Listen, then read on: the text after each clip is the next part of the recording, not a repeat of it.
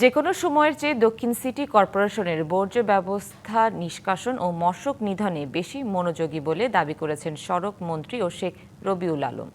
শনিবার ধানমন্ডি রবীন্দ্র সরোবরে পরিচ্ছন্নতা ও মশক নিধন অভিযান অনুষ্ঠানে একথা বলেন তিনি। এ সময় ধানমন্ডি লেককে অবকাঠামোগত উন্নয়ন ও পরিষ্কার পরিচ্ছন্ন করে মানুষের ব্যবহার উপযোগী করার কথা বলেন।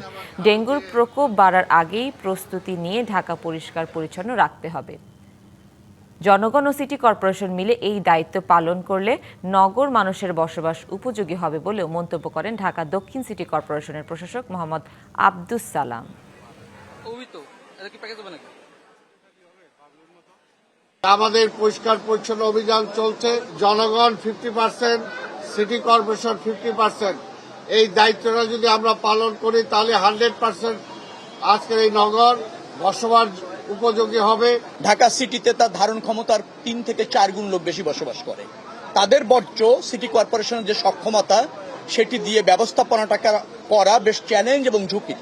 বাট তারপর সিটি কর্পোরেশন আগের যে কোনো সময়ের চেয়ে বেশি তৎপর আছে এবং কার্যকর হচ্ছে।